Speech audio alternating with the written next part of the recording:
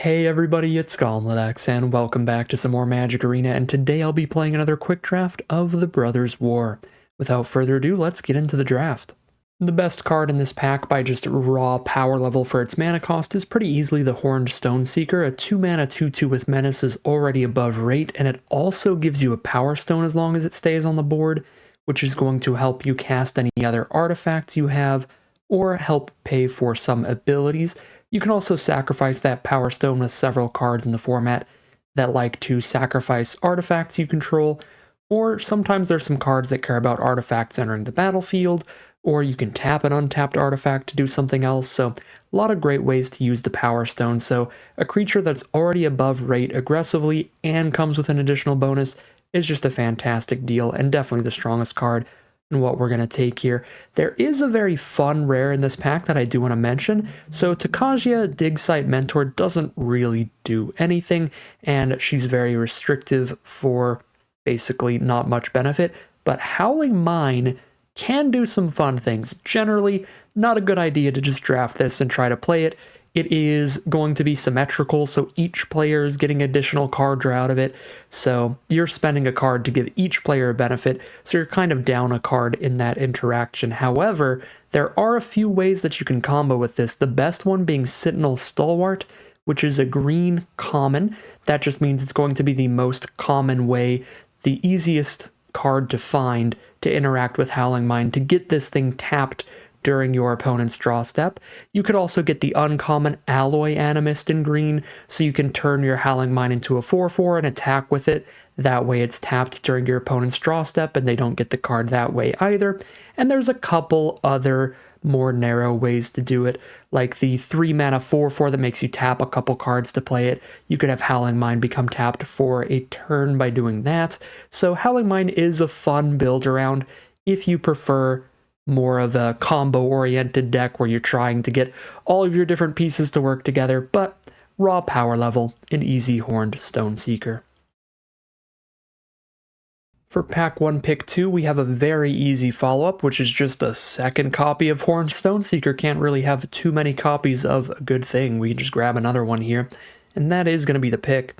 Some very nice premium commons to keep your eye on in your own drafts. Cards like Pendragon Strongbow are going to be very important to our red-based deck if we continue down this direction. This gives us a great way to use our Powerstone tokens, getting extra damage, shooting our opponent in the face, and buffing the Strongbow.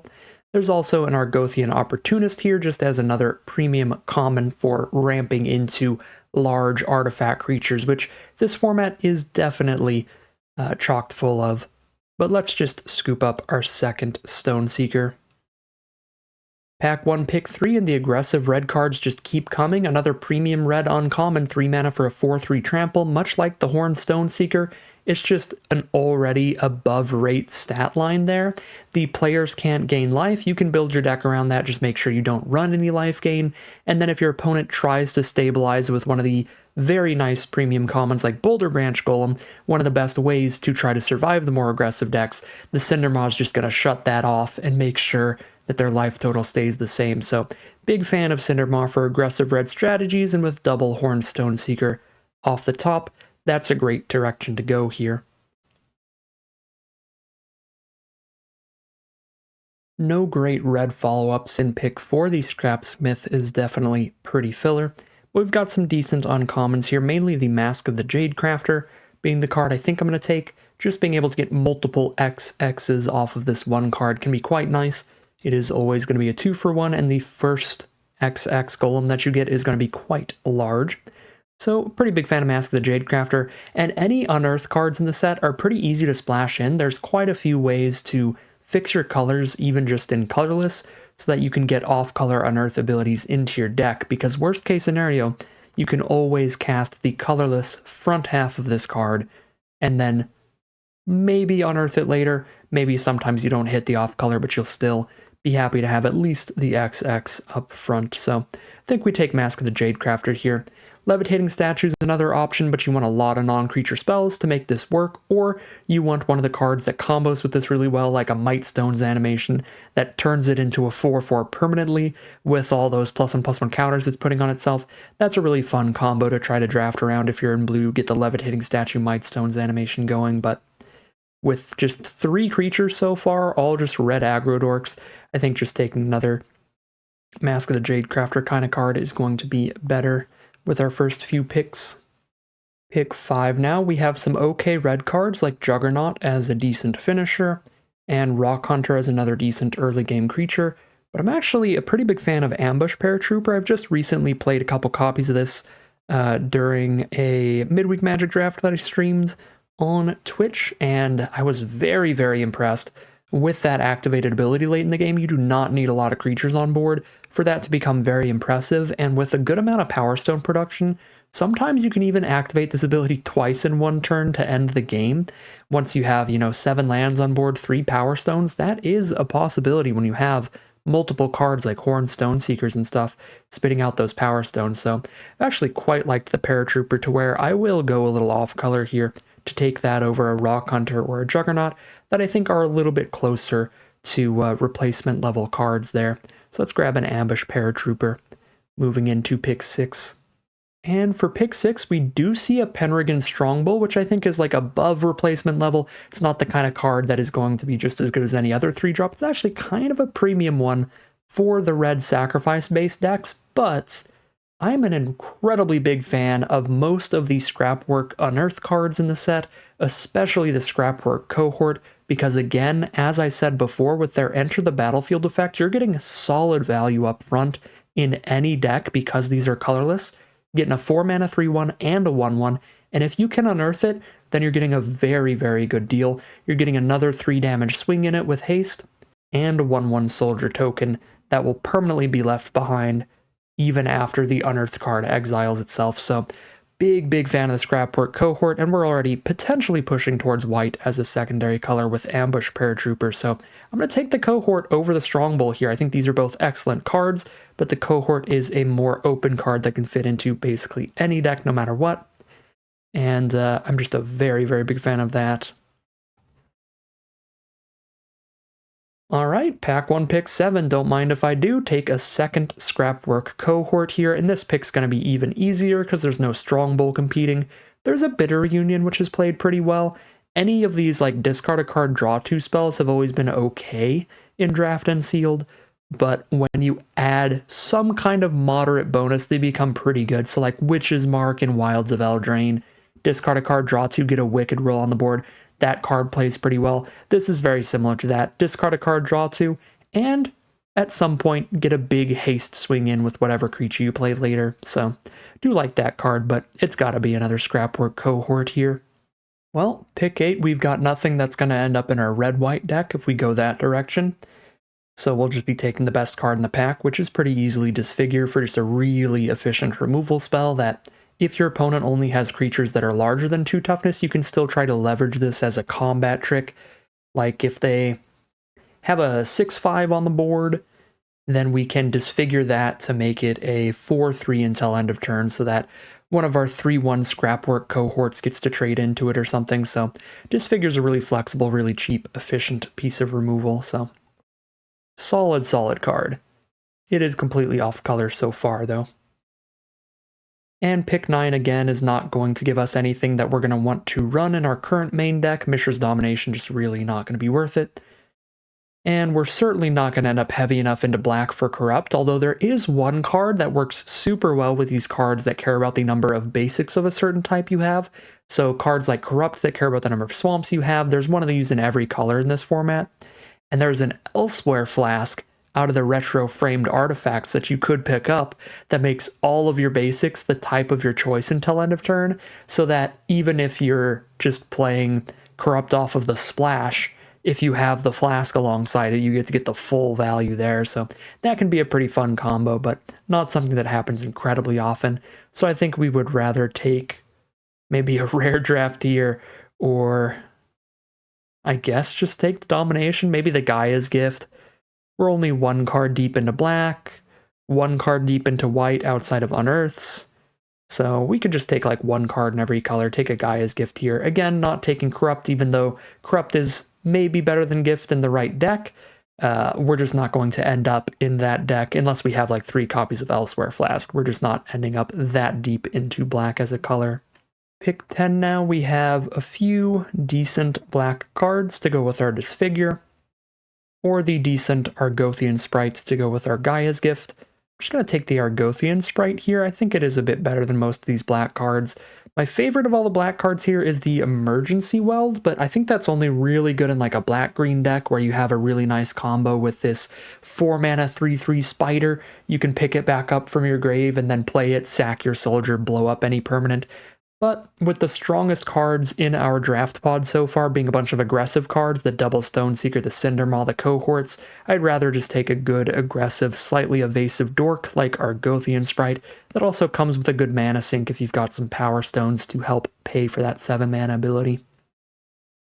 Alright, I do think Gaia's Gift is a very nice combat trick in the green decks, but I'd actually rather take my first copy of Powerstone Fracture because this is pretty premium removal for red-black in particular.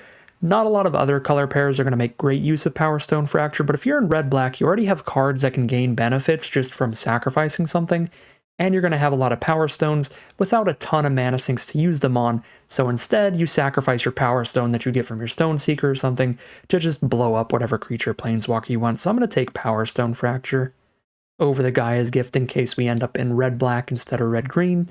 It's really looking like any combination of red, black, green, and white. Basically anything but blue is where we're likely to end up going. Take a Levitating Statue here. Take a Haywire Mite here. And we get that Pendragon Strongbow back, pick 14. That feels excellent. So double Stoneseeker, Giant Cindermaw, Pendragon Strongbow. We're pretty much locked in on red. And then we're going to do some secondary color and some amount of splashing like Unearth cards most likely. But we'll see.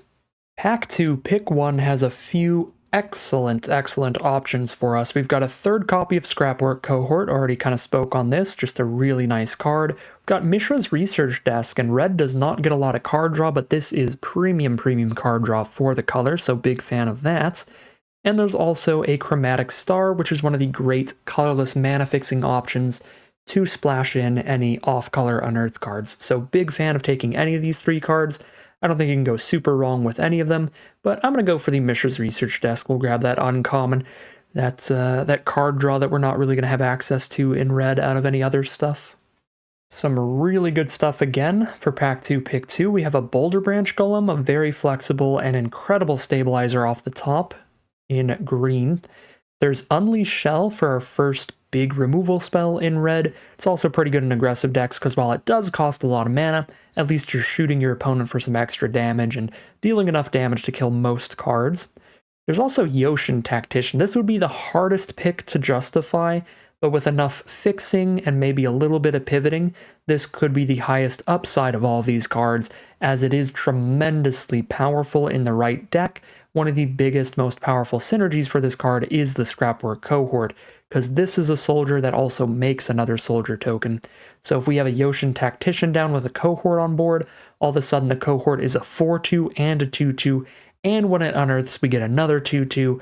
So Tactician, the most work that we would have to do to actually put it in our deck, but potentially the most powerful. So Tactician or Unleash Shell or Boulder Branch are the sweet options here.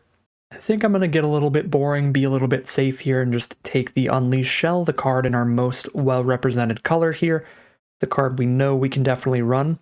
Couple reasons for that. I do think Boulder Branch would generally be pretty good in this deck, because we are getting some Power Stones off our cheap cards and just getting aggressive, then we could drop a big top-end beef card, but the one thing going against it, of course, is the Nombo with the Giant Cindermaw. And then with the Yoshin Tactician, again, it just requires a lot of work to get a full pivot there, so I'm just going to take the Unleash Shell, play something that will definitely always be solid for us. And now for Pack 2, Pick 3, we do get kind of rewarded for sticking pretty heavy to red, because Sardian Cliff Stomper is a card that incentivizes you to be as close to mono red as possible, but if you do it, then this thing can be just jamming in as a 2-mana 4/4 in the late game. So I'm going to scoop up Cliff Stomper here. We're going to try to run as close to 17 mountains as possible for our mana base. So from here, we want to take the just strongest colorless cards most often.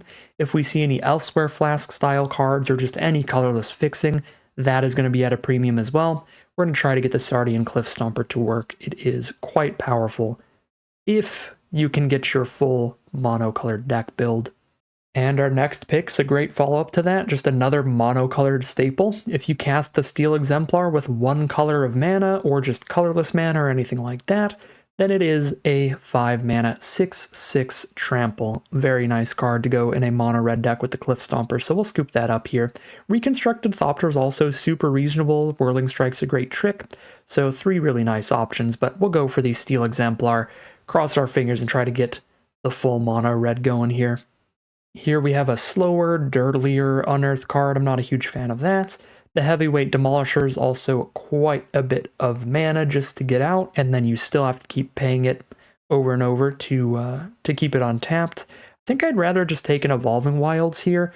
We are likely to be playing not actually 17 Mountains, at least a couple sources of a secondary color, and with Evolving Wilds, it's going to make it really easy to just get like one source of our non-red color out, and then have the rest of our lands just be mountains. So let's grab an Evolving Wilds here. Pick 6, we have some decent card draw options. The Scrapwork Rager just straight draws a card when it hits the board and when it unearths later, but it's a little small for the mana cost. The Self-Assembler is a pretty good sized body for the mana cost, but in order to get the card draw off of it, you have to draft another Assembly Worker card.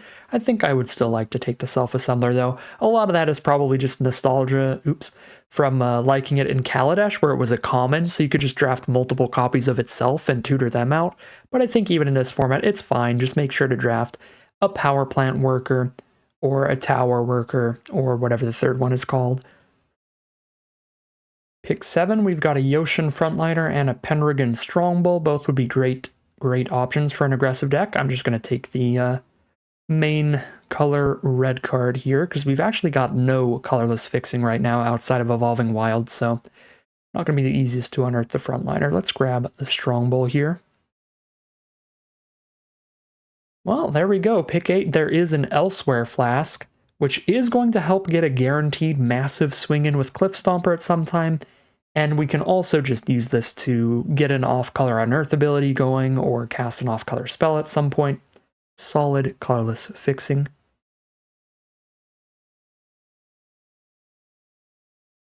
Nothing going on in pick 9, so I'm just going to rare draft a Tawnos.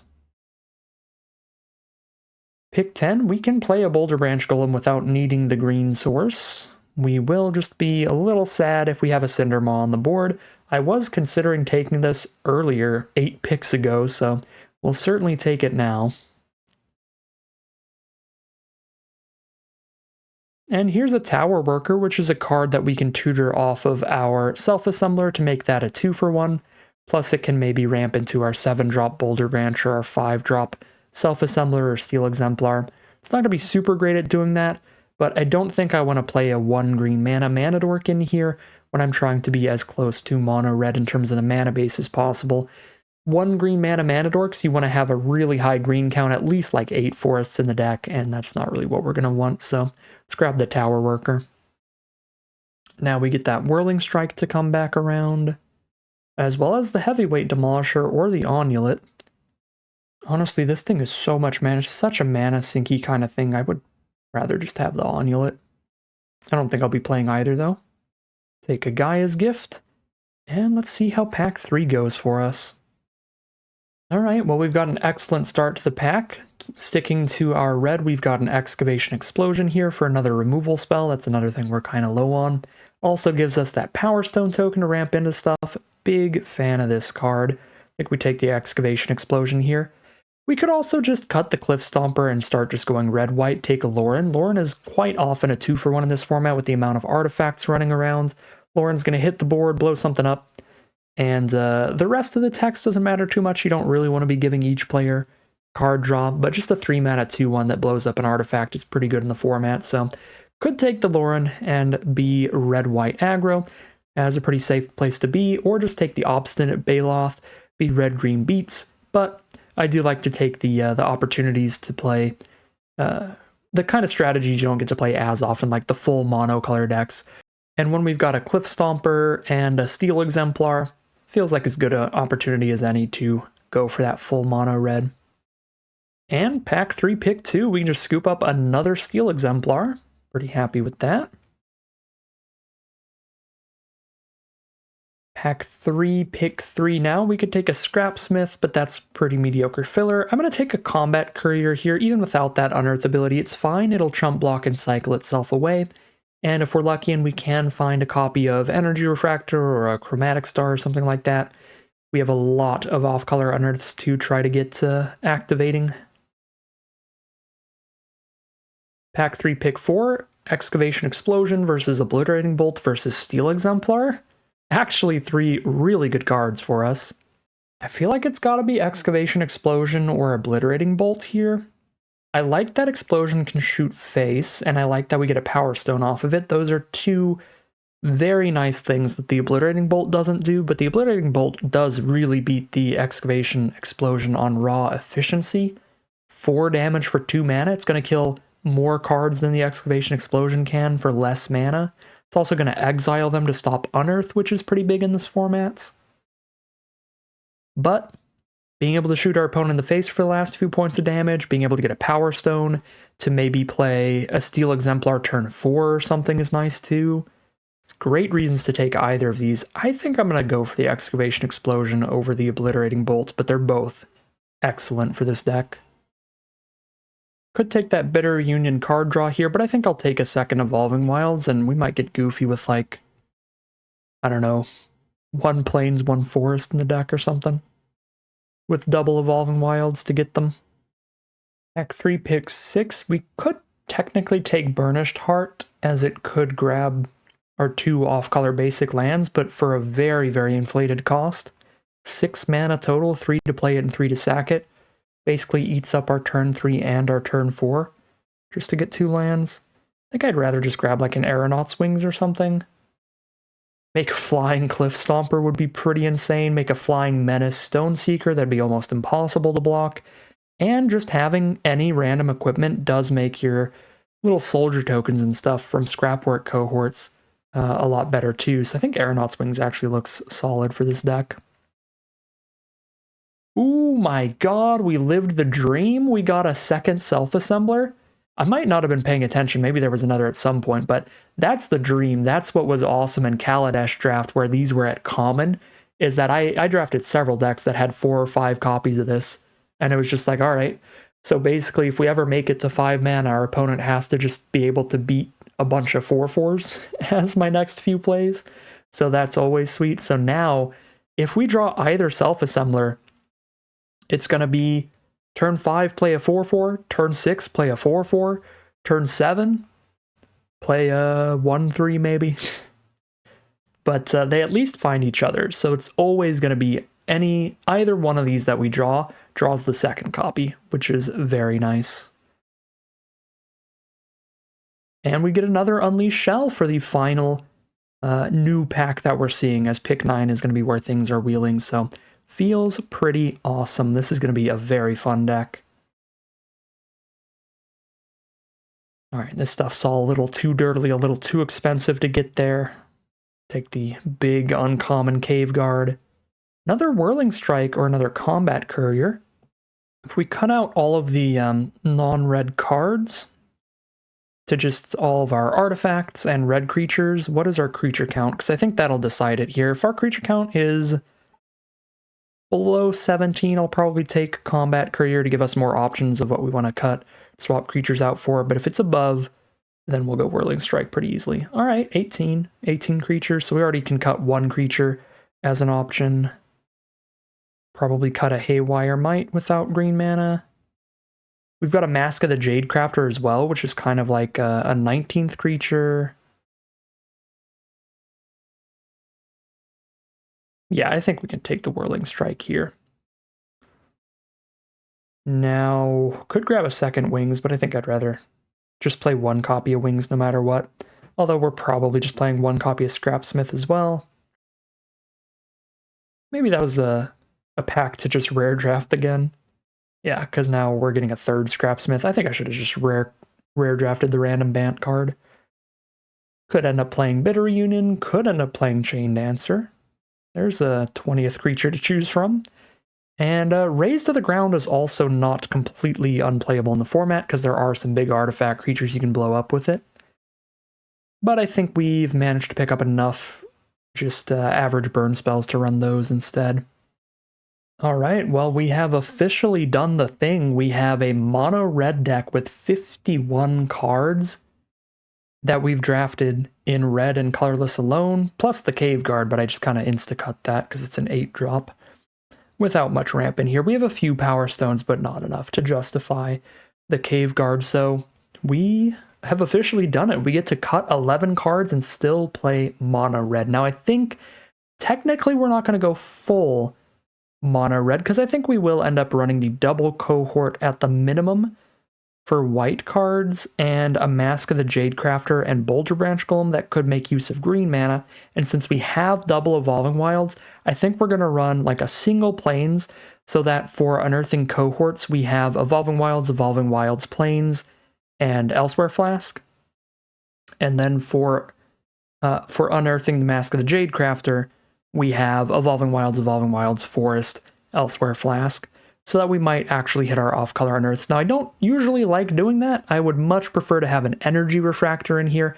That is a premium common in this format, in my opinion, because of its ability to activate all of these off-color Unearth abilities on all of your artifacts, so you can really get a ton of value off all these scrapwork cards and these masks and stuff like that. So definitely recommend taking the Energy Refractors very highly, but I guess because of that, we didn't see any copies of Energy Refractor in our draft pod since our bots also took Energy Refractor quite highly. So that's a little awkward. I think that would have made this deck a bit better, but since we got double Evolving Wilds instead, we can make our mana base a tiny bit worse to get these Unearth effects into the deck by running our mana base like this.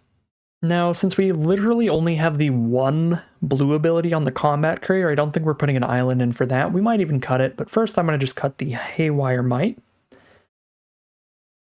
Not a ton of great non-creature artifacts running around to exile with it. Most of them are big artifact creatures in this format. I'm going to cut the Levitating Statue as well. We're going to have a pretty standard creature to non-creature count where this is not going to get that many +1/+1 counters. We've got a lot of stuff going on at 3 mana, and the most mediocre of all of those cards is the Tomical Scrapsmith, in my opinion. So I think we're going to drop these things out. Tower Worker's also a bit mediocre in here, but it can ramp us from a 3-drop turn 3 into one of our several 5-drops on turn 4. Plus, if we draw our Self-Assemblers first, we could go Self-Assembler into Self-Assembler into draw a random 1/3, which is kind of cute. So let's get rid of these Scrapsmiths here. How's that creature count looking? 17 creatures and a Mask of the Jadecrafter, basically 18 creatures here. So we can still cut a few more if we want. I think I just want to cut the Chain Dancer so I don't have to dump a mana sink into this being worth the mana cost. And I'm probably chill from there. Yeah, if we randomly hit a green source or an Elsewhere Flask, we do still have the flexible 4-mana prototype version of Boulder Branch Golem, but even as a 7-drop at the end of the curve, it's pretty good.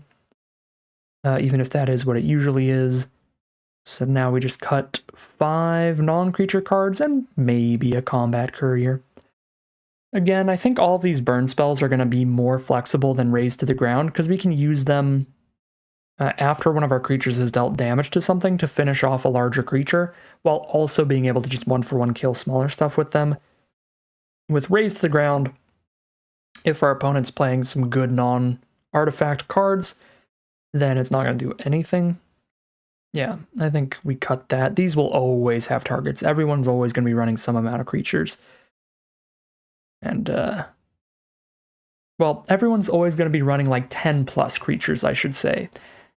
And even though this is a pretty artifact-heavy format, we can't guarantee everybody's going to be running 10+ artifacts.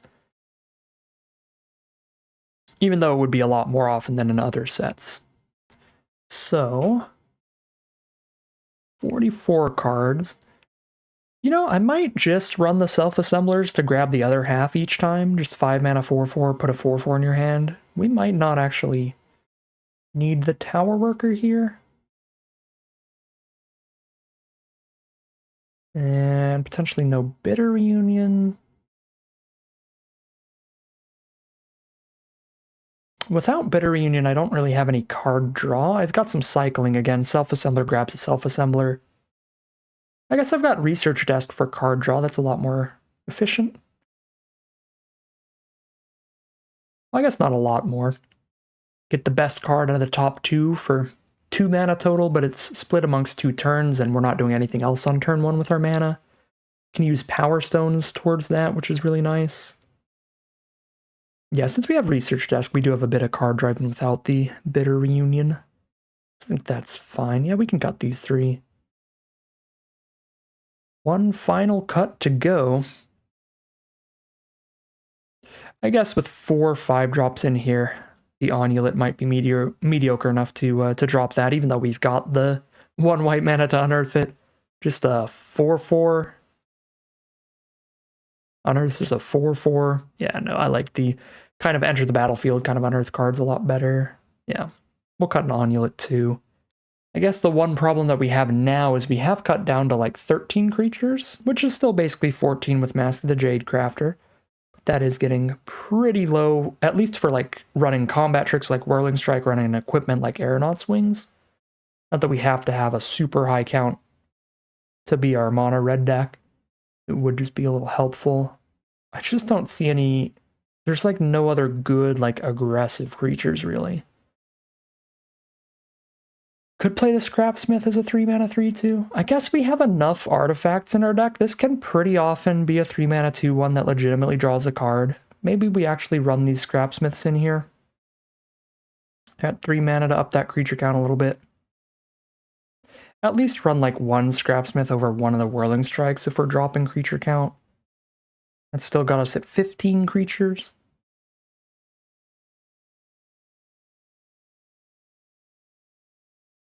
And it might hit an off-color Unearth card to bring back later, which is cute. That seems fine. We could even try the double Scrapsmith. Then I'd have to drop the Aeronaut's Wings, or the second Whirling Strike. I do like +2/+0 first strike trample on a menace card. Combat tricks on a menace card can be gross, because your opponent's going to have to double block to try to get there, and then if you have a big enough combat trick, you just really ruin the block. But Flying Menace is also insane, so I really don't know which one of these I'd want to cut for the second Scrapsmith. Maybe an Unleashed Shell as a 5 mana removal? We're definitely not cutting an Excavation Explosion. Or an Elsewhere Flask here. I think I'm just going to go for that 15 count and run it like this. Alright, here's look at today's deck list. We are on a mono red aggro deck with some really spicy stuff going on. We've got a Sardian Cliff Stomper that can sometimes be a 2 mana 4/4 later in the game. Doesn't actually get the extra power until you have 4 mountains on the board total, so not until turn 4 does it actually act like a 2 mana 4/4, but the fact that it will from that point on is nuts. We've also got a couple Steel Exemplars that are consistently going to be 5 mana 6/6 tramples. That's just a ton of damage off that card as well. We've got 2 mana 2/2s with Menace that spit out Power Stones. We've got a 3 mana 4/3 trample. Just a bunch of very overstated creatures for their mana costs to really beat down. Tons of burn to clear the path with a couple Excavation Explosion and a couple Unleashed Shell. The very big Whirling Strike combat trick, some Aeronaut's Wings to find the last few points of damage. Just a lot of spicy stuff going on in this mono red beatdown deck, and it looks like it's going to be a super fun one. So without further ado, let's just head into the gameplay and see how it does. Here we are for game 1. We have drawn the Wombo combo, Giant Cindermaw into Boulder Branch Golem, counter our own life gain, baby. That's what it's all about. Still a very nice hand, though. So certainly a keep. Believe we grab the 1 forest to have the Boulder Branch flexibility if we need to drop that down early. Since we know we have a card that could use some green here, although I would immediately draw the white Unearth card. But I think that was worth it, because we've got the 1 green card we might want to prototype in the hand already, and there's 1 green Unearth card in the deck, 2 white Unearth cards in the deck, so it's possible we also could have drawn into the Mask of the Jade Crafter after picking up the forest here.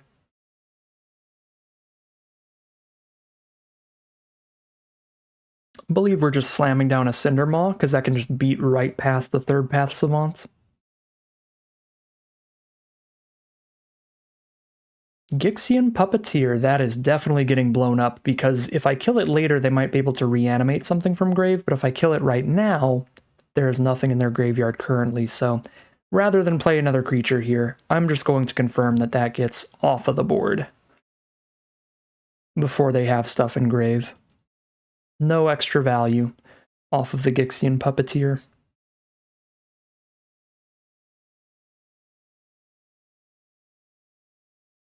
It's an Evangel of Synthesis, gets plus and plus O if they've drawn a second card, and Menace. So if they cast an instant speed draw 2 spell during our turn, they can trade the Evangel up into the Cinder Maw, which is fine. But they did not have one of those. Can drop the Cohort or the Strong Bull, and only one of the two. I think I would rather get the Cohort down here. Trades really well on blocks.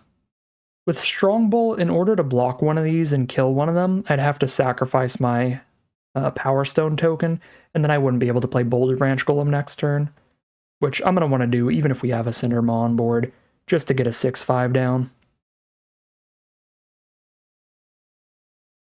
Well, doesn't play super great against Gruesome Realization, but that's technically a 1-for-1. They spent 1 Gruesome Realization and killed 1 Scrapwork Cohort and everything that the Cohort provided. Do we?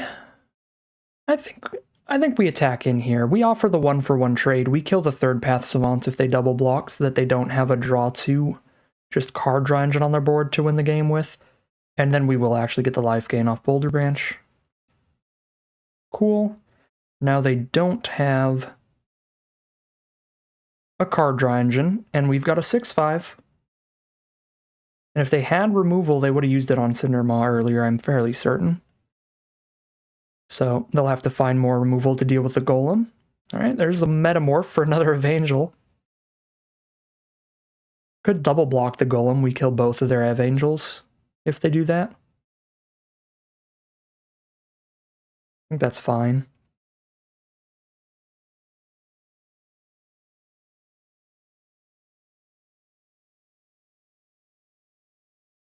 Well, flooding a little bit here, this could be an issue. Yeah, trade 1 Golem for 2 Evangels. Think we offer it.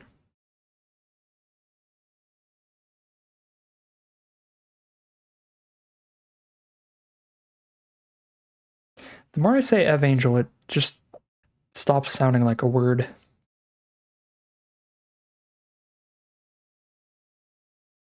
Alright, 1 Strong Bull and a Dream.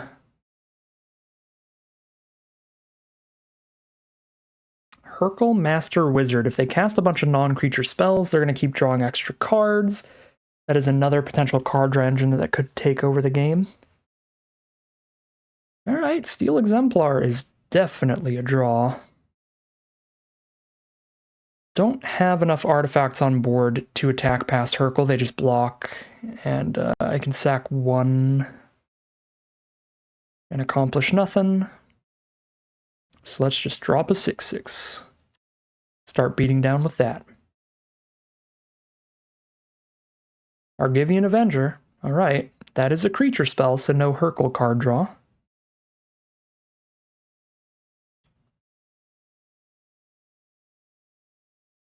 Yeah, at the beginning of their end step, if they cast a non-creature, wow, what a couple draws here. Alright, so they can have Avenger get Death Touch, so it just trades 1-for-1, which is fine since I've drawn another Exemplar.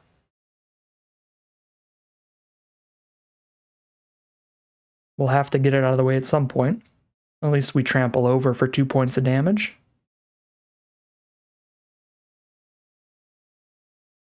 If they put a Hurkle there too, I awkwardly think I have to kill Hurkle just to make sure they can't draw into any non-creatures and just start drawing through their whole deck to win. But that means now I have to spend my second Steel Exemplar to kill this Argivian Avenger. And then we're just right back in the top deck war position. If I trade into the Avenger and they just keep drawing creatures, then we're already losing the top deck war because they're hitting non-creature cards. And if they're hitting non-land cards. If they're hitting non-creatures, then we're really, really losing the top deck war. Yeah, I kind of think I have to kill Hurkle.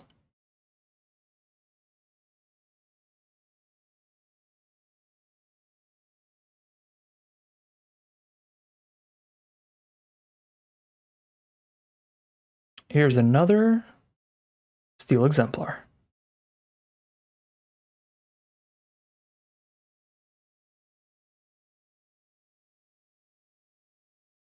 Oh, Tokasia's Dig Site's really good in this position, where we're both just trying to draw good cards. Now they get to surveil one every turn. So they get to mill any lands they have on top of their library.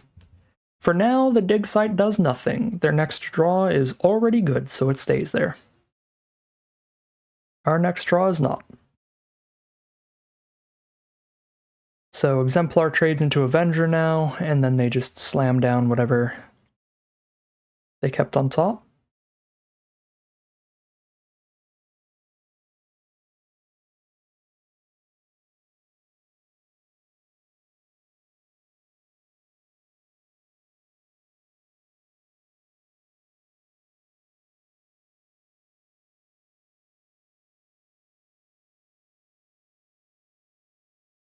Kept an Urza Powerstone Prodigy. Wow, we are really going to lose this top deck war. They have Surveil one and draw a card, discard a card every turn.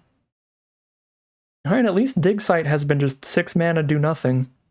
Because it just had 2 good cards in a row, so they're just going to keep both of them. Evolving Wilds is actually a very good draw. And the nice thing here is Urza's small enough, Strongbow gets to attack into it. But yeah, Evolving Wilds is actually a very legitimate draw. Gets us that Cohort Unearth mana. Sends a land out, which doesn't matter too much. That doesn't change our odds of drawing a land that much. But really getting the Unearth mana is huge. Power Plant Worker is even bigger. That's really bad. So it's like a 6/6 minimum. Yeah, they've got the mana up for that, so it's a 6/6 on attacks and blocks, which means we don't attack or block. Oh my god, another cohort? We might just ride a Strongbow all the way to victory now. So to make Strongbow 6 power, we'd have to sack 4 artifacts. So I would need 4 mana up and 4 artifacts on board.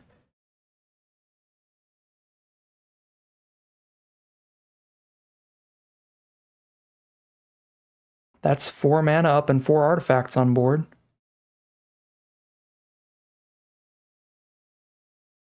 Yeah, okay. We get a Strongbow attack and we can just sack all these artifacts.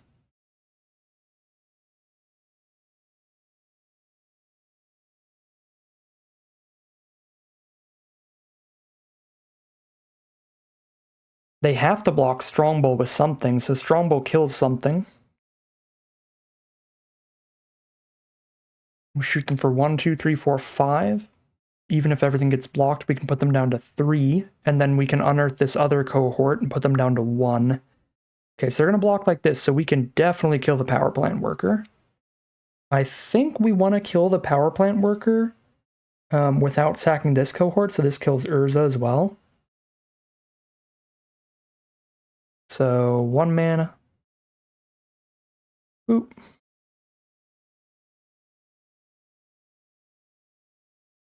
Two mana. Oop. Now we force them to use Power Plant Worker, but I've got the 2 mana up to do this again if they do use that. If they don't, we can just keep these cards. Okay, they use that. And we sack the Powerstone. Sack the Unearthing Cohort. so that we can unearth this one, or I guess technically the non-unearthing cohort. And things look pretty golden. Strongbow is a hell of a card.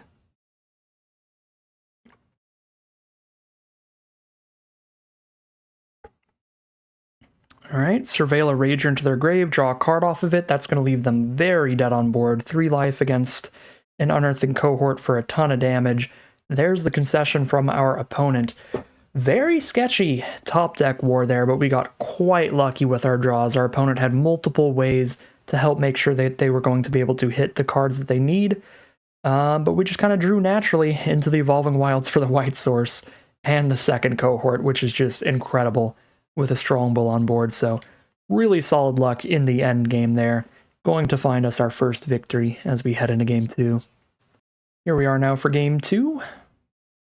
Do some self-assembler nonsense from turn 5 onward. That seems pretty fun. Get this Elsewhere Flask to draw us a land. Doesn't, we could have some issues. Okay, we've at least hit the Strongbow mana. But we do need to hit more lands now, because we also drew another 5-drop. So now I have Self-Assembler and Steel Exemplar waiting for us to have 5 mana on board. Alright, 4th land. So far, so good. Solid draws here.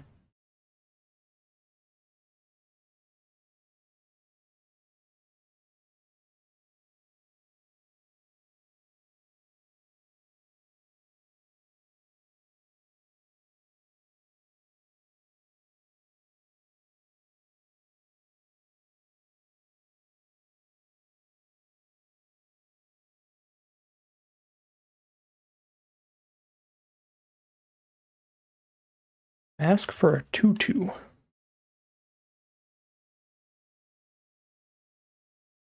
Hold a green mana up for Giant Growth against Strongbow? What is that? +3/+3? Make it a 5/5? We can Strongbow, sack the Flask, and use Whirling Strike if they do that. I have no idea. Even if you have Giant Growth there, though, right, you just make a 3/3, right? What other 1 green mana card would this represent? Don't remember the format well enough. The only 1 green mana instant I can think of is Giant Growth. Weird. Seeing a 2/2 golem here. If I Explosion it, then I can guarantee the 5th mana for Exemplar. But Explosion plays poorly against the Giant Growth that they're very firmly representing. So I guess I attack with Strongbow first. Because if they have Giant Growth, they're going to go block Giant Growth.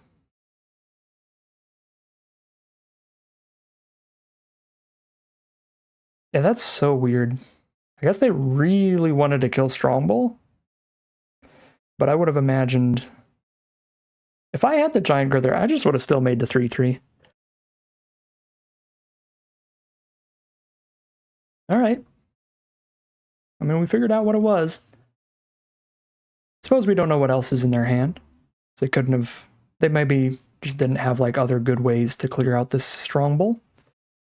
And now that they're tapped out of the Giant Growth, we can get the Powerstone from Excavation Explosion to get our 5-drops going. I'm going to Steel Exemplar first. I think it's better to get a 6/6 trample down than a 4/4. I mean, it's obviously... Uh-oh. That's going to make a 0/0. Oh. Alright, our opponent might just be newer to this, this format. We see the no-value Mask Unearth. That is unfortunate. Alright. Well, they got stuck on mana quite a bit there with the gigantic X mana Unearth, and we got a 6/6 trample down early, so it's going to be pretty gross. What I was going to say is I think it's better, it's clearly better to make a 6/6 trample than it is a 4/4. The one issue with this is that there's another, we're giving ourselves another 1 in 27 chance of drawing into the second self-assembler and losing out on the card draw value, but that's a 1 in 27, so let's just get the 6/6 trampler down. We are now 2-0 as we head into game 3. All right, here we are on the play for game 3 with a beautiful hand. The awesome part about this hand is that we can Evolving Wilds into the plains for the Scrapwork cohort and still get Cliff Stomper damage in because we have the Elsewhere Flask to turn everything into a mountain once we've got the 4 mana, just for a turn, but that way we get to attack with Cliff Stomper on turn 4. And then on turn 5, I can just have a plains and 4 mountains. I can just Evolving Wilds for another mountain. Although we're probably going to wait even longer than that, because thanks to this early Powerstone from Stoneseeker, I can just play a cohort turn 3, which is nuts. Yeah, this curve slaps. Alright, our opponent has started with an Alloy Animist, which is actually quite scary. Can turn non-creature artifacts into 4/4s, such as Elsewhere Flask and any Power Stones that they make. The Elsewhere Flask is still so adorable to me. Every time I look at it, I can't not see just like a chubby torso with a necktie. It's so good. All right. Cohort's a reasonable attacker here. I'm very cool with either of these trades. And Stoneseeker, I don't have the combat trick to go with it. And if they double block, I kill an Animist and lose my Power Stone. Might still be fine, because we kill the Animist. Although, Animist doesn't matter too much until they have a bunch of extra mana lying around. I guess, let's go 2/2 drops here, right? Let's go Elsewhere Flask immediately, so if Stoneseeker dies, we've still gotten our Power Stone mana. But then, yeah, let's send both of these in, I think.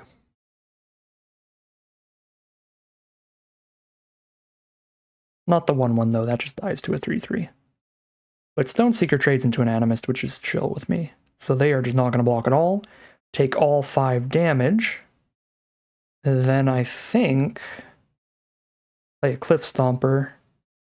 Attack with a 4/4 next turn instead of attacking with a 2/2 menace. Feels good to me. I can even Evolving Wilds for a forest and then Flask on red sources if I want.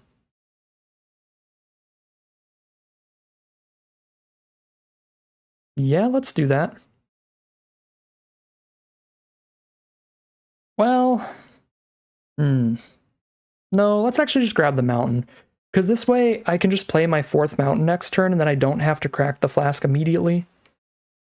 And if I do draw any green cards, I can crack the Flask for them. And if I don't draw any green cards, then this makes it so Cliff Stomper is permanently going to be a 4/4 from this point on, regardless. With or without the Flask. If I grab the forest here, then I only have 3 mountains. I've got 2 on board and 1 in hand, so any turn that I don't sack the Flask, we might not be beating in with Cliff Stomper. Alright, cool. We naturally draw the forest anyway.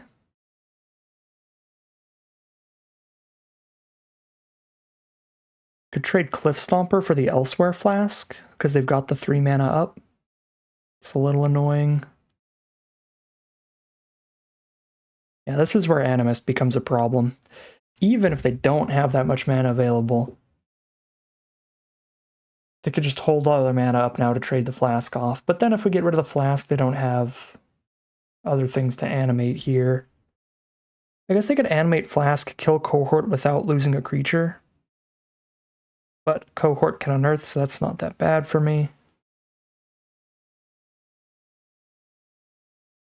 I guess they could double block Stoneseeker with a 3/3 and a 4/4, but then they don't block with Animist at all. Yeah, we're still just sacking a creature to get extra damage in, basically. Turning one of our creatures into a lava spike to shoot our opponent for like 3.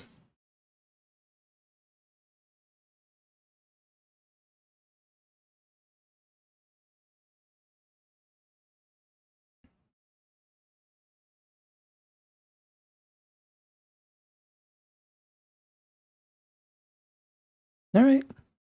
Go for the Menace Dork is the play, which means they take 7 here. Yep.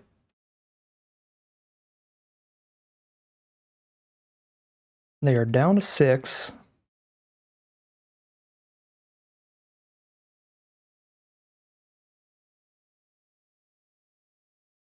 Should have played Strongbow pre-combat. Because now that I'm doing the math here that I should have done earlier, I had enough mana to get Strongbow out pre-combat, and then if they end up killing my Stone Seeker, I could make Strongbow sack the Powerstone. They are still going to concede because Strongbow represents so much damage, even if they block everybody.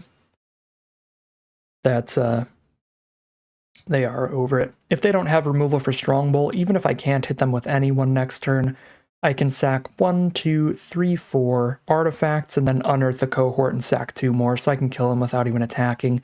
Don't know if I have enough mana to do that all in one turn, but certainly a very, very threatening position. So we are now 3-0, heading into game 4. Here we are for our slowest hand so far. I think it's probably still a keep. Actually, some issues here. If we don't hit lands, we're doing nothing, right? If we get stuck on 2 mana, the only castable spell we have is Mask of the Jadecrafter to make a 2/2. Maybe a 3/3 if we hit one land and then get stuck, but all these cards don't come out till at least turn 4, and we only get one out on turn 4 if I Evolving Wilds for a forest, which stops us from playing Exemplar as a 6/6. This is actually awkward enough to mulligan here, I think.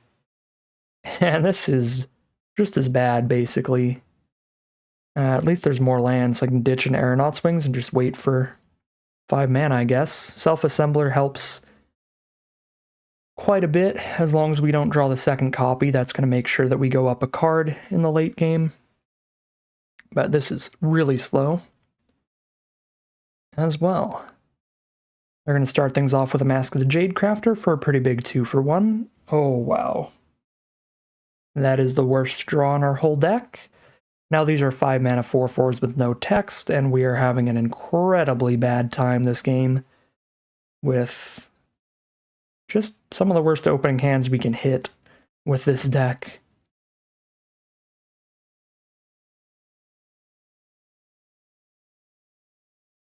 So now they get to sack the Mask of the Jadecrafter for a 4/4 and trigger the Blast Runner to give it +2/+0 menace, hit us for 5. Have tons of power on the board here.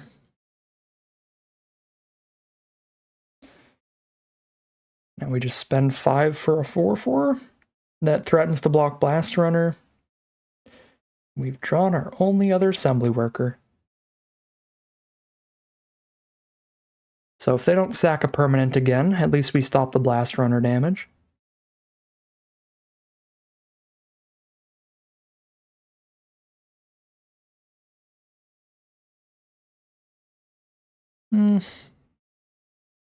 Only have 2 creatures in this hand, but I've got 2 burn spells, so I should probably try to unleash the 4/4. Rather than trading the assembler off, use this to keep all their other creatures back. Yeah, because this keeps back their 3/2 and their 3/1. Unleash only keeps back the 1 creature that I kill with it. If I top deck another land, could play a Self-Assembler and a Mask in the same turn next turn. I think we are on Unleash the 4/4 here. While they're not tapped out, but they have less open mana to have combat tricks.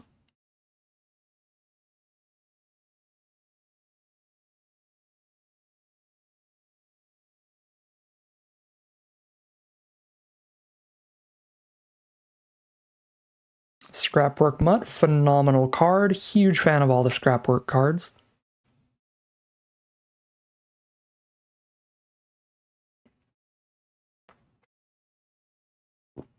Alright.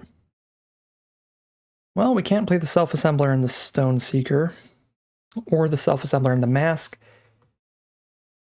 If I drop the Stone Seeker now, I've got extra mana to durdle around with the Mask and a bunch of other stuff, and I can play the Stone Seeker and the Mask this turn and just don't sack it yet. I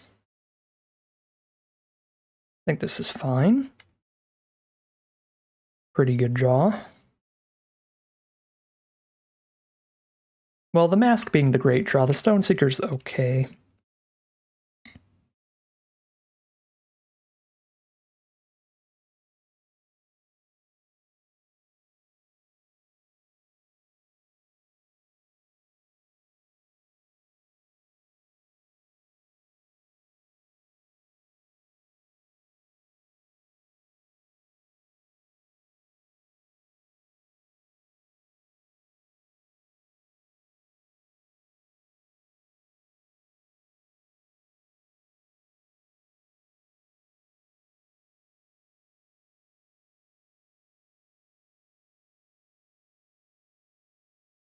Alright, they're going to bring back the mask just to trigger the blast runner here. Get a 1-1.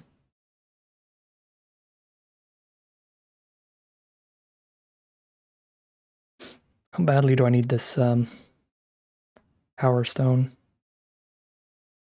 I'm not going to be using the mask and the self-assembler in the same turn anyway, and the difference between a 6-6 and a 7-7 is not that big.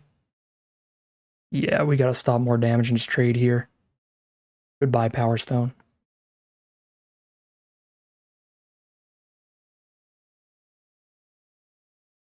It's a research desk. Okay.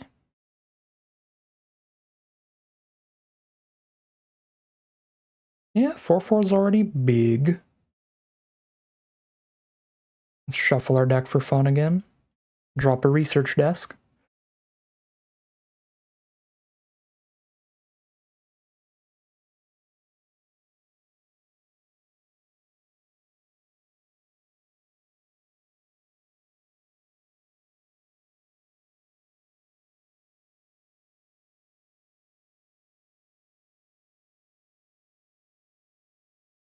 Excavation explosion in the face. Probably just have multiple copies of that or something. Shoot me for 3 in the face again with some kind of trick and it's all over. Is that the plan? Here I can research desk and hold up an unleash shell if I just hit a land. Otherwise I play whatever I hit off of desk. Think that's fine. Till the end of my next turn I can play the card, so I don't even have to play it right now. Okay, Cohort's excellent when it comes to blocks.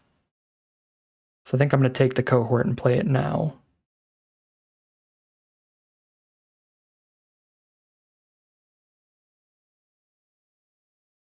I can unearth my research desk, but then I don't sack it. So I just unearth it and it dies. So I don't think that's where we're at. We're just on fingers crossed, no second excavation explosion, basically. Well, there you go. I actually think with how horribly we drew early game, that was not a bad showing from our deck. Because if they didn't just have like multiple burn spells, we were actually on the fast track to stabilizing. 4 creatures out, a Mask of the Jadecrafter to use twice, still removal, and another piece of card draw. So even with one of the slowest starts that our deck was capable of, I feel like I didn't get completely trounced. Obviously, life total-wise, we definitely did, but when it comes to long game card advantage stuff, I think we can turn the corner there with just a little bit more life. All right, here we are on the play for game number 5. This is another slower hand, which is awkward, but we have early removal with it, and the early removal ramps into the big spells in the hand. So I think that helps a lot that we have Excavation Explosion this time.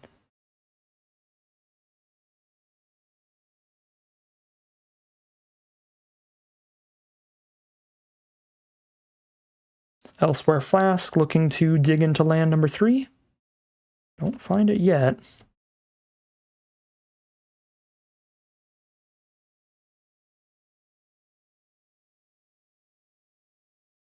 Take our 1 frontliner damage. And there is land 3. Drop a Strongbow. Not gonna explosion there, 1-1 that can unearth potentially.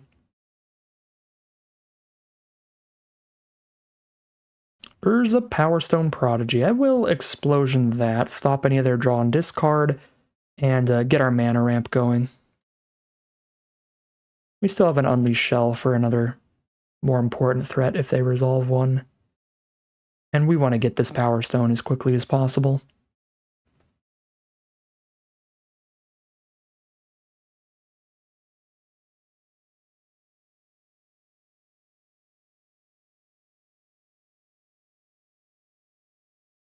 Trade 2 damage for 1 damage.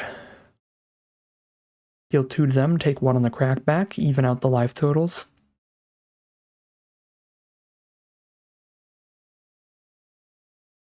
Bone Saw.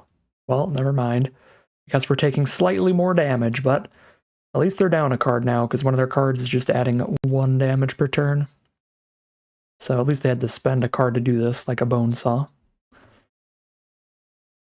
Alright. Send in, drop a cohort. Then we get a 1/1 soldier token to trade into frontliner, which is pretty gross. Feels good to me. 2 mana away from a full-on 6/5 Boulder Branch Golem. That'll really win a race.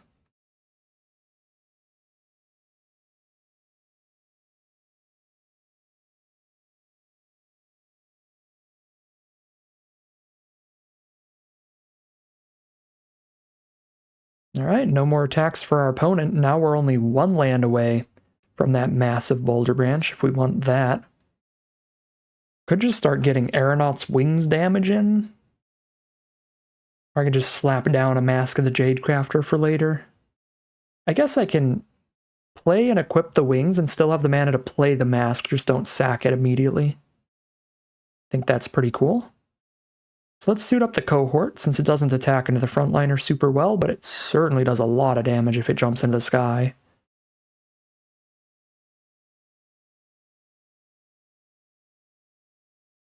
Yep, and we just need to hold on onto a 1/1 on blocks here against the 2/1. Yep, now we've got excellent attacks. We get to slam down the Mask of the Jadecrafter sacrifice later. Defabricate, counter it and exile it. Alright. A little bit of a bummer, but it was going to be quite some time before I was actually going to crack that, because I was going to cast Boulder Branch next turn if I have the mana, and then probably Unleash Shell the turn after that, just trying to kill them. So that doesn't affect our immediate game plan too much.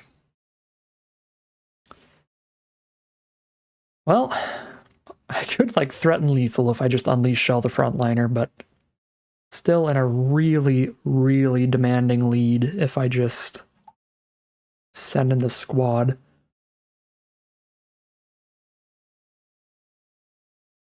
Because they're at the point now where if they don't have removal in hand, they can't just trade into this 1/1, or they're dead.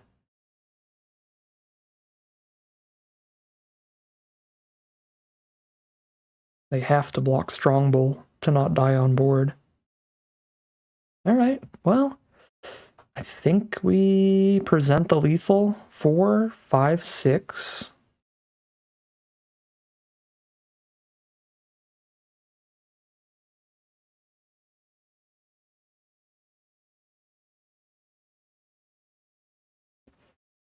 Seven, 8.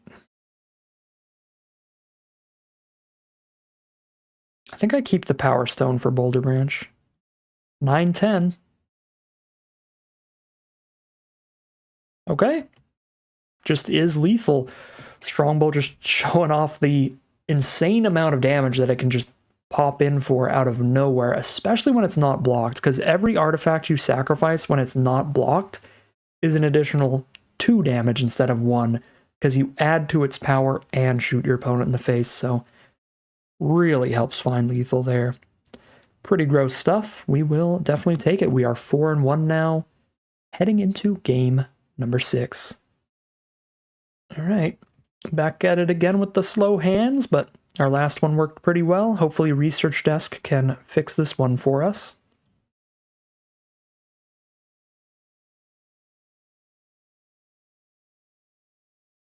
I don't think I can turn 1 Research Desk against a Haywire Might. I think I need to play it turn 2. So they can't just exile it before I have the mana to sack it.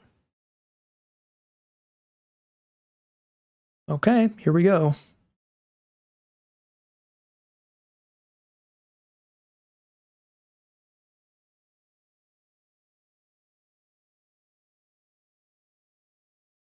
Mountain's cool with me. We just need to make sure to play this mountain next turn.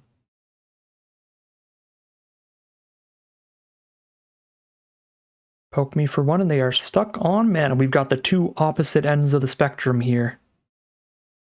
We've got the very slow high mana hand, and we've got the 2-lander.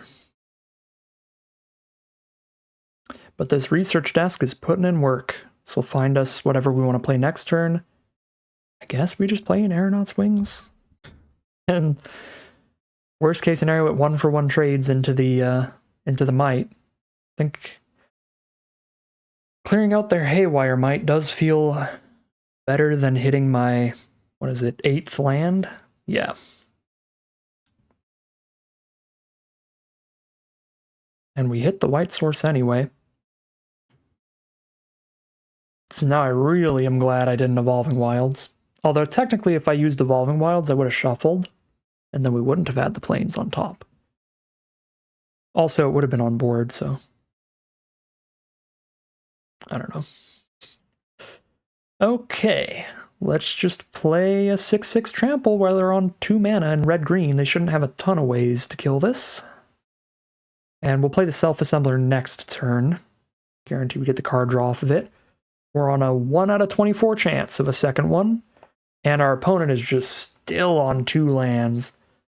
Which is pretty gross. So, yeah, that time we got to keep a pretty slow hand, and it just works out because our opponent gets to cast like 2 spells all game. One of which is a Goblin Firebomb that needs 7 mana to do anything, so really bad time for our opponent, but another victory for us leads us into 5-1 as we head into Game 7. All right, very happy with this hand. We've got the Research Desk and an Excavation Explosion for early interaction, and a Strongbow for an actual proactive play. Actually put a threat on the board and attack with it. Let's go.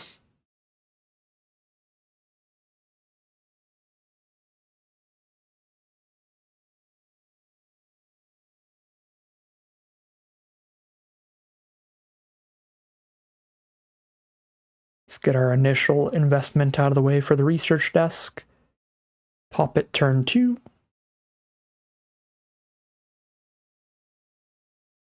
Ooh, I'll play a Mask of the Jadecrafter next turn. Sadly, we have nuked our Self-Assemblers.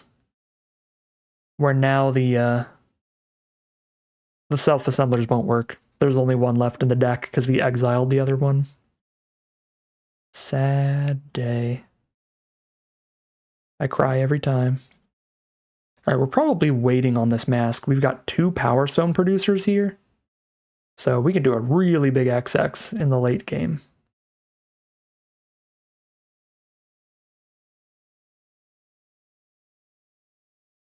There's an Energy Refractor, phenomenal card, and now they have all 5 colors at their disposal. Ooh, speaking of phenomenal cards, we just top deck a 2 mana 4/4? Would I rather play a 4/4 than a Strongbow here? Probably. It's my least mana efficient play, but I'm pretty dang into it. Here's a 4/4.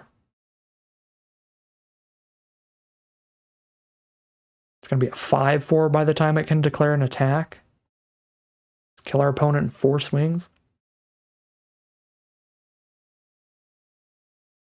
Wow, opponent really is the full 5 color. Our opponent's first 4 lands are Forest, Mountain, Island, Plains. Avengers, assemble.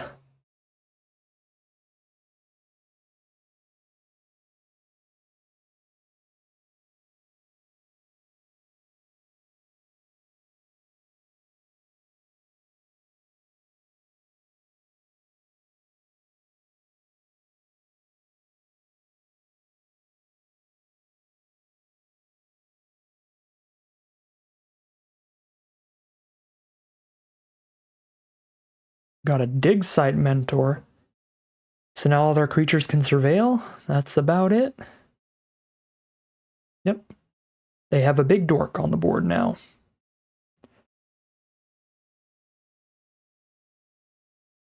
Five mana, all 3 mana things to do, so I can only do one thing this turn no matter what.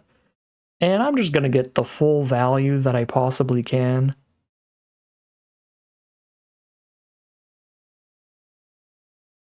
Out of my Cliff Stomper, and I'm just going to get my 5 damage in here. So reading the secondary ability, they need 8 mana to do it, and then they can exile Takasia from the grave to get some artifacts back. Get a lot of artifacts back, but they have none in the grave right now. So I think I'm pretty chill to clear that one out of here. Let them have that graveyard ability later.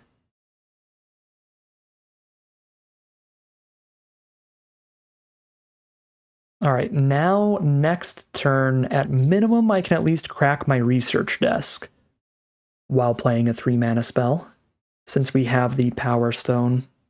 To get the 3 mana, we need to unearth the desk and crack it. Ooh, a Mask of the Jadecrafter from our opponent. That is going to supply them with a blocker that is big enough to stop the Cliff Stomper's shenanigans.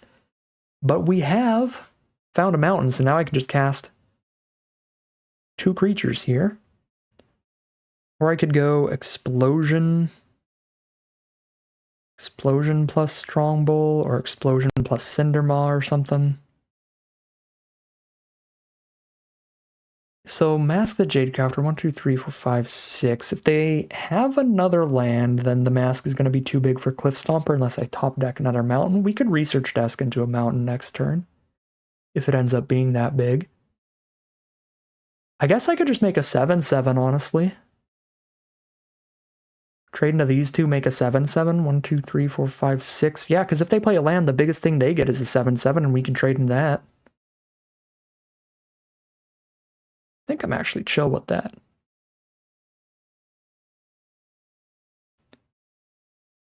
I feel like they'll probably just take this, but it's fine if we kill both creatures too. And then now, like, yeah, we get a 7/7, and the biggest they can possibly get is a 7/7 next turn. In which case, we trade 7/7s and we're up a card thanks to Unearth shenanigans.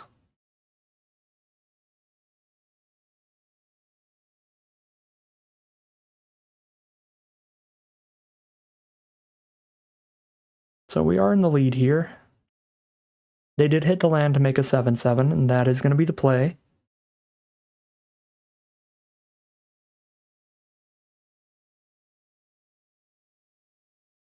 See if the research desk can find our Evolving Wilds or Flask or Green Source or Whirling Strikes. Any of those would be awesome here. Finds a Steel Exemplar, which is not bad.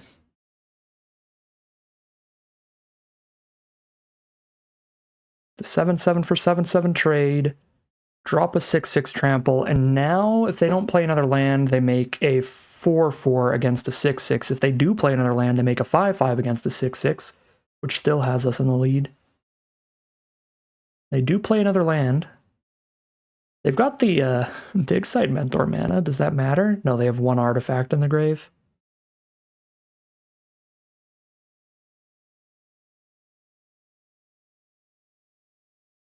So they can just bring back the mask to sack it later with the Dig Site ability. Ooh. Battery Bearer. Ooh, and a second mask is not good for me. That is very threatening. There's our Evolving Wilds for our mask. That's nice. But yeah, now they are threatening to make a lot of like 8/8s and 9/9s, and that'll be really hard to get through. So we need to get as much damage as we can in, like, right now. So Exemplar hits them for 6. I don't think they block here. So we put them to 9 with an Excavation Explosion coming up, with a Strongbow coming up, with a Cindermaw to make sure they don't gain life. Think we can still get there, but they are going to be making quite a few blockers in the near future.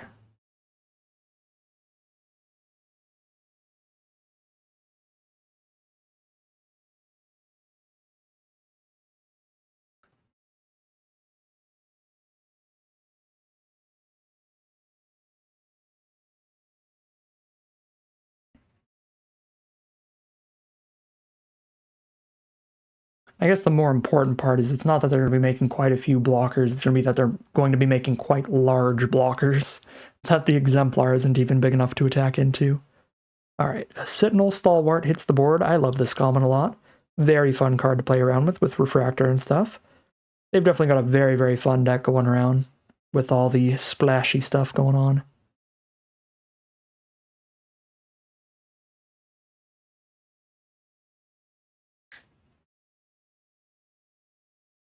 Alright. They've got their 3 blockers for our 3 creatures.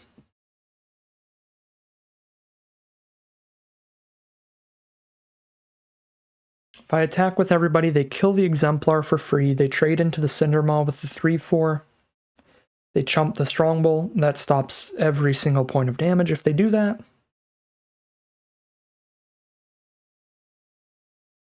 They are at 9 life. I can put them to 6 with an explosion to their face, and then I have 3 artifacts on the board to put them down to 3. And I can unearth a mask, put them down to 2. But that's not quite there. I don't think we do anything here. I think I just get the white source off Evolving Wilds, and we just hope to draw into a Scrapwork cohort, and that'll be enough artifacts to just kill them. Unleash Shell would just be enough damage to kill them. But yeah, I don't think we have attacks here, because we don't have the interaction to go alongside. Since this is sorcery, the Excavation Explosion, they just go 7/7 to the 6/6, 3/4 to the 4/3, trump the Strongbow, and they're good.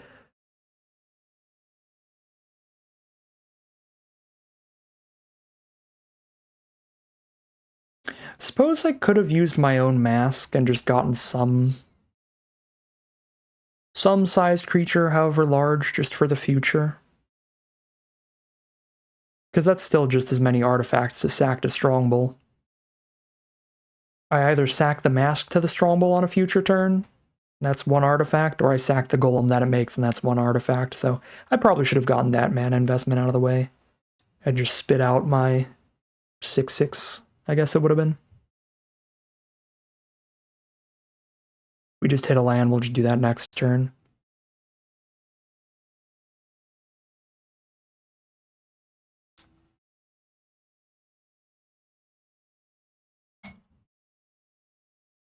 Oh my lord. That just super kills them. Alright. Aeronaut's Wings, back at it again, being a super real magic card. Good grief, I don't even have to cast the explosion. It's nuts. Okay. I mean, we had some opening hands where Aeronaut's Wings was incredibly awkward, so we've seen both sides of the card. We've seen it being completely explosive and just absolutely ending the game like that. We've also seen it just being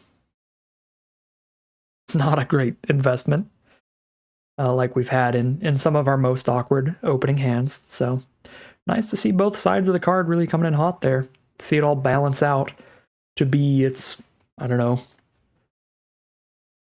solid level. Not incredible, not terrible.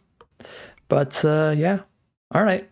Well, that was a draw and a half. Fantastic top deck in the end is going to lead us into a 6-win run right now. 6-1, heading into the final battle with 2 rounds in the chamber to get a full 7-win run today.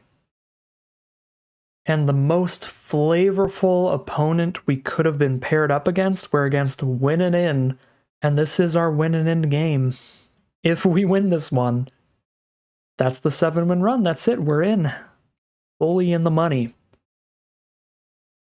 So a fitting final battle. That was a beautiful draw. So now I can Stoneseeker into turn 3 cohort, and that's an exceptional start to the game. We have a Whirling Strike with the Menace creature, which is a really nice combo, but this is also incredible with a Cliff Stomper. Just a really big creature giving it first strike trample. So I'm a very big fan of pretty much everything about this hand. Our opponent's one of the best color pairs for grinding things out. Green-black has a lot of removal in the format, a lot of ways to clear things out. I'm going to drop the cohort down pre-combat in case they disfigure Stoneseeker when I try to attack. Because if they kill Stoneseeker, they kill the Powerstone, so I'm making sure I'm getting the mana out of the Powerstone before I put Stoneseeker at any risk. Although I suppose if they had disfigure, they probably would have played it during their turn so that they kill my Powerstone before I untap. There's the combo we were talking about at the very start of the draft. It all comes back around. the Sentinel Stalwart Howling Mine combo. So they get to draw the extra cards while we do not reap any of the benefits. So that's going to untap during their untap step, then they draw a card, then they tap it to the Stalwart. So it's a one-sided card draw engine here. Luckily, we have an aggressive enough hand here that I think we just get to keep beating down and try to outrace them through all this card draw. And that's what we're going to try to do here. Let's just send in the team Whirling Strike to kill the Junkyard Genius. If it blocks. If it doesn't block, we'll play Elsewhere Flask and Cliff Stomper. But it does block here, so I think we would like to clear that out of here while trampling over for some damage. Keeping as many creatures on our board as possible. Alright, opponent's down to 12, but they have a huge card draw engine going now. On the plus side, well, never mind. I was going to say on the plus side, I guess I am right about that. My brain's going 5 times faster than it was designed to. On the plus side, they can use the Stalwart to stop the Howling Mine, but if they do, they have to do that before my draw step, so they have to do that before they can block with Stalwart. So on the plus side, they can't block with Stalwart. There we go. That's what I was trying to get to. It just took me 5 years. All right, a 4/5 body. We miss the 5th land, and that is actually devastating here. Because had I not missed the land drop, we could have definitely just sent in a 5/4 Cliff Stomper and been really happy with this turn. Since we missed the land drop, I'm just playing a 6/6 Trample. I guess I could Elsewhere Flask trying to hit the land, and if it's any land, the Flask can get Cliff Stomper attacking, and I can Flask and Strongbow instead. This is a little greedy, but since I have the Strongbow to play no matter what, I'm going to do it. Alright, so even if we miss, we play Strongbow, but now we hit Research Desk too? Right, now I'm going to Research Desk instead of Strongbow, and I will blow a gasket if there's not a land in the top 2 after we drew another card. Wow. The odds of that are very low. Well.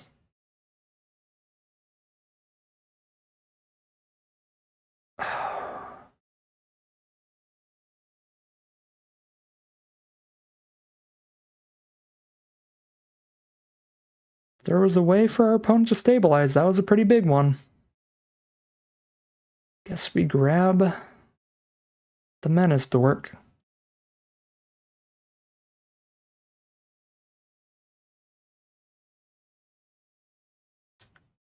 We're now at a 52% chance of lands off the top.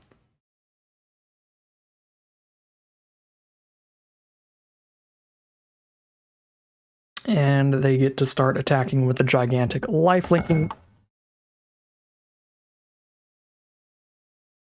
And they get to start attacking in with the giant lifelinking Trench Stalker every single turn because of the Howling Mine combo, which is why I really wanted to get the Cliff Stomper attack in. Threatening the trade. Now they have Iconoclast as well to just make a bunch of 1/1s. No non-creature spells alongside it yet, at least. Just a bunch of dorky creatures. Alright. Well, 54% of our deck is lands now.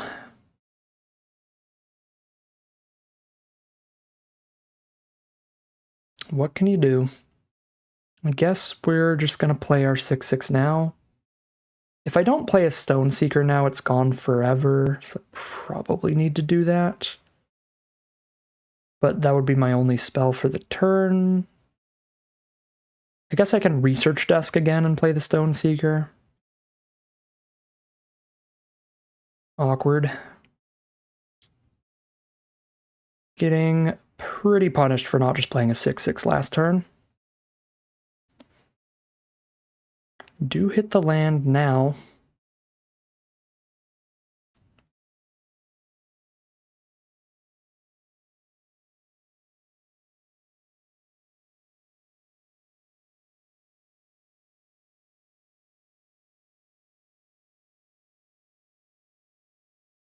I guess technically I could have taken the Evolving Wilds and searched for a mountain.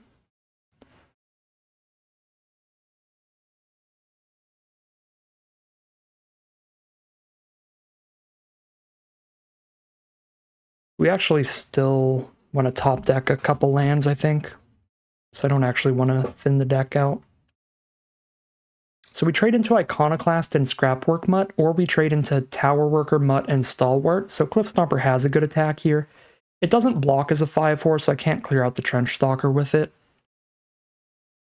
Probably have to go Cohort plus Stone Seeker onto the Trench Stalker when they attack in again. Get rid of their lifelink at this point. Alright, just a chump with Scrapwork Mutt. Pretty happy to see that.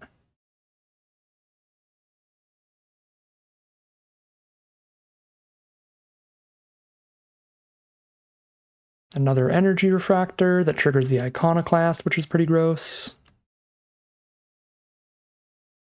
Probably end up exploding the Iconoclast.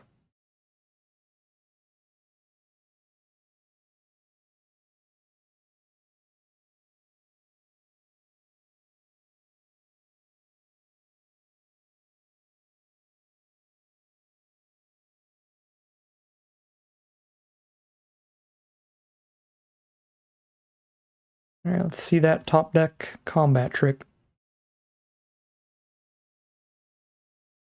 No combat trick. Alright, I think that trade is solid.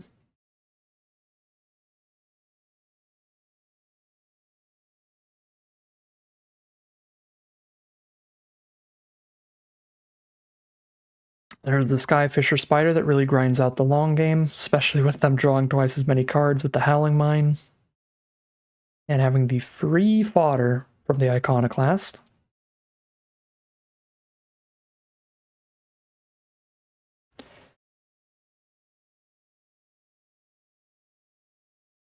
Still on the 0 land draw life. Could explode the Iconoclast and unearth our cohort hit for 3.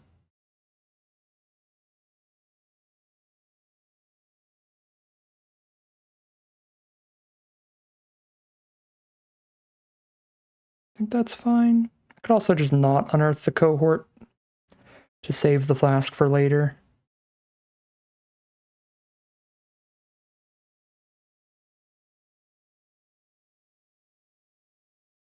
This gives us the 7 mana for a Boulder Branch next turn.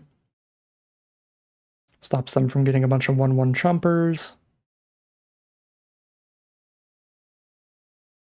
We might have to just be on like the mill them out game plan at this point.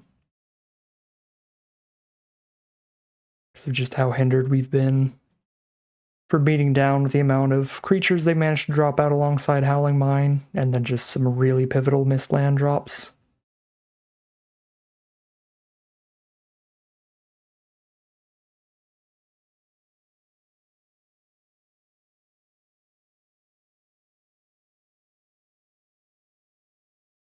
Aeronaut's Wings is a big one.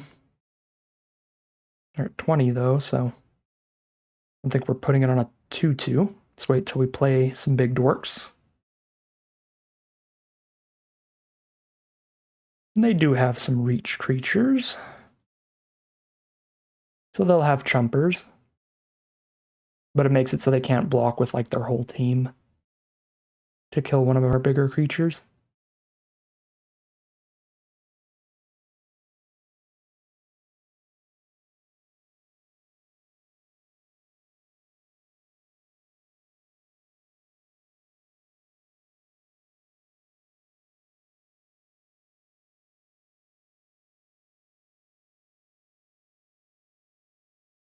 Unearth the Scrapwork Mutt. Discard a card, draw a card.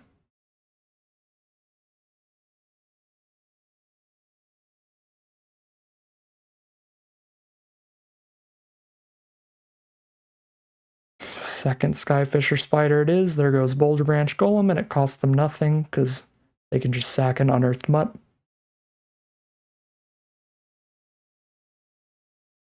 This is the exact position I was hoping not to get into when I was talking about how good green-black decks could generally be at grinding out the game, and that's even without Howling Mine.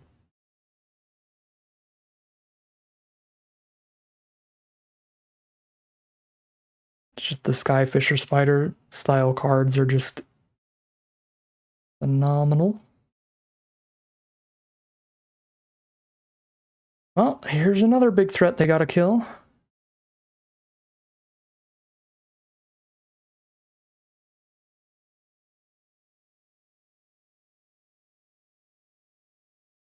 We've still got 11.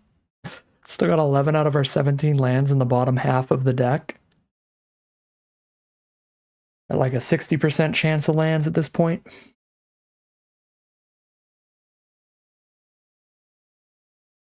I'd be down with it. We are spending all of our mana every turn. Well, there's the reanimation for the third path Iconoclast. Get more 1/1 soldiers all over the board. There's the Powerstone Fracture for Exemplar.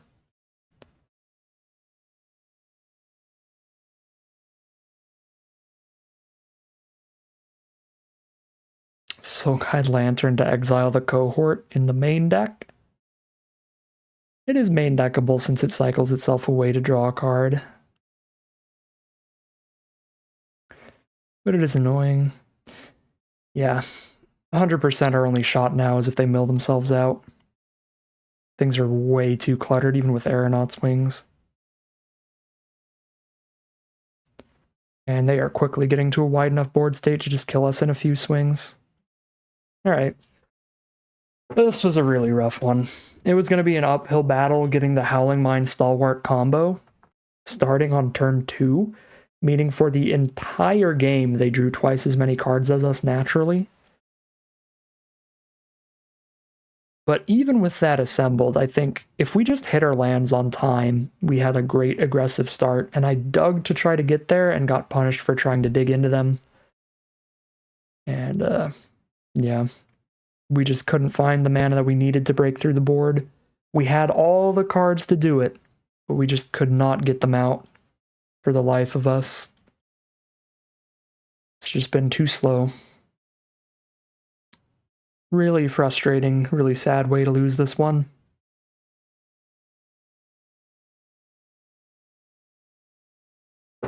We certainly could have played better. Obviously, in hindsight, because we know now that we got heavily punished for trying to draw into the land. In hindsight, we definitely could have played the 6/6 instead. But I think it was reasonable to be trying to draw lands there, because like 50% of what was left in our deck were lands at that point. And we were drawing multiple cards, digging out of the top several. I can make this a 3/4, but their card still wins the fight because I only have 1 mana up. I'm just going to move on to the next game at this point. They're not milling out with us at 9 and no more creatures in hand. But yeah, I think the play was reasonable at the time, and even had I just tapped out for the 6/6, they had so many spiders and Powerstone Fractures and stuff in their deck, they would have just blown it up. And locked the game out from there regardless. 6-2 it is, heading into the final battle. Alright, here we are for the final battle. Solid opening hand here. Now we have 2 cards that need white mana to unearth, 1 card that needs green to unearth. We don't need the green if we hit Boulder Branch because we can tap it. Or we can tap it, we can cast it on turn 7 for 7 mana. So I'm going to grab the white source here.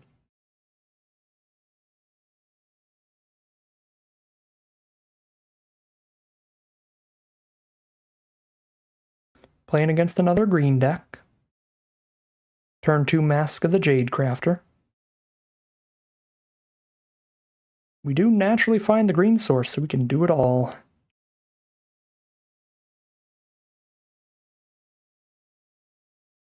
Playing against green-blue.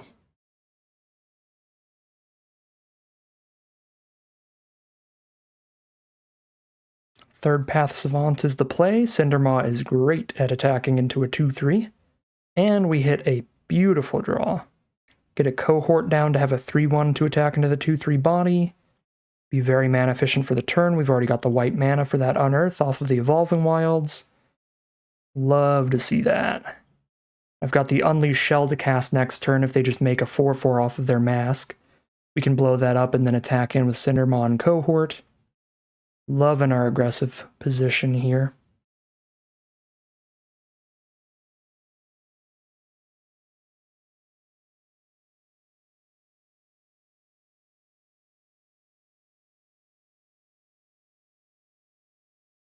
Latinam Adept. If they start drawing 2 a turn, they're going to start getting counters on that, but it's just a 3/3 for now, which Cohort already attacks into perfectly fine.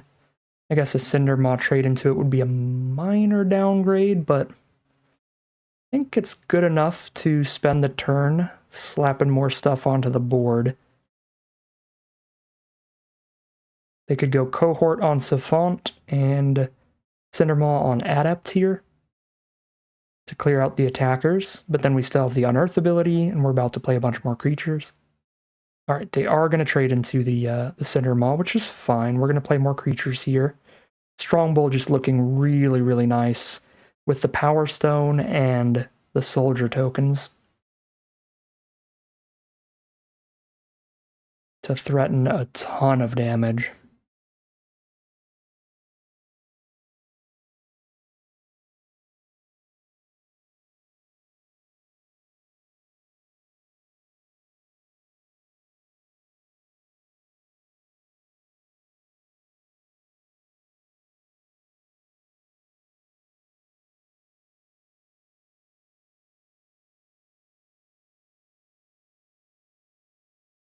Obstinate Baloth is quite nice for our opponent, because they have cleared out our life gain preventer.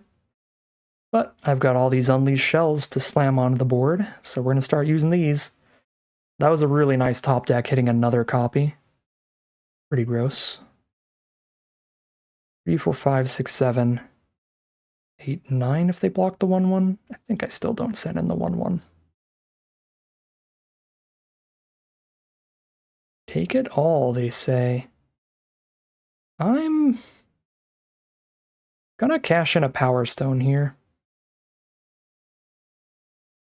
Then, because it's 2 extra damage cashing it in when a Strongbow is currently unblocked, and only 1 just sacking it at a later time.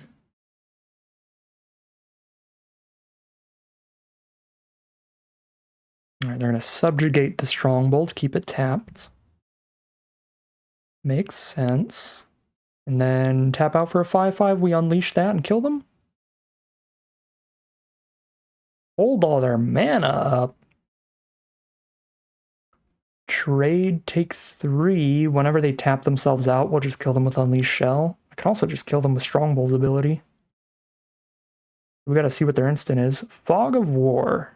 Gain a life for each creature on the battlefield. Prevent all combat damage by creatures with power 3 or less.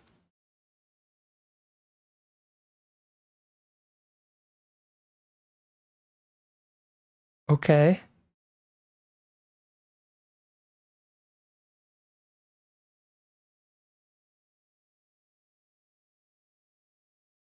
I guess they'll die next turn.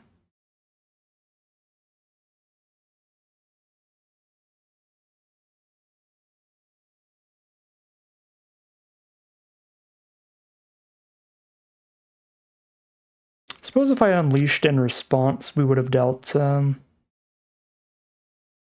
wouldn't have dealt 1 more damage, but they would have gained 1 less life.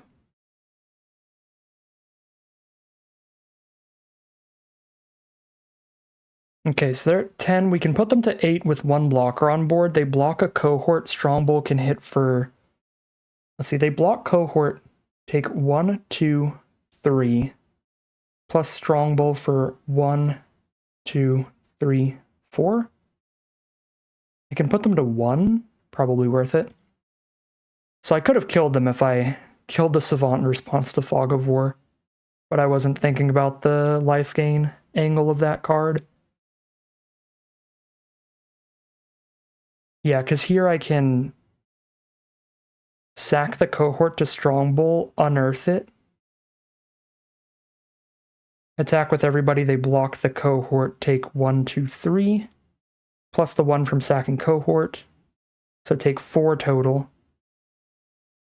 Then I sack the new cohort and the new 1/1 for another 2. But we draw self-assemblers, so I think we just get that down. That is the draw.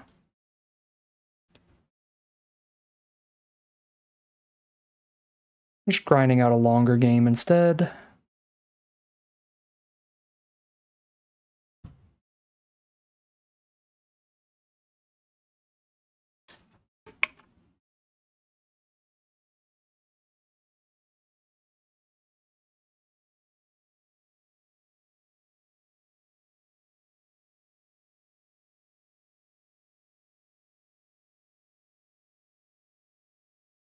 Steel Exemplar. Big Dorcas has arrived. It is a 4/4. 1, 2, 3, 4, 5. I can sack 5 artifacts right now to the Strongbow. I don't actually have enough mana to sack all those. I think I'm sending in the team and doing Strongbow chicanery, shenanigans, tomfoolery. Yeah, it's still gonna kill them.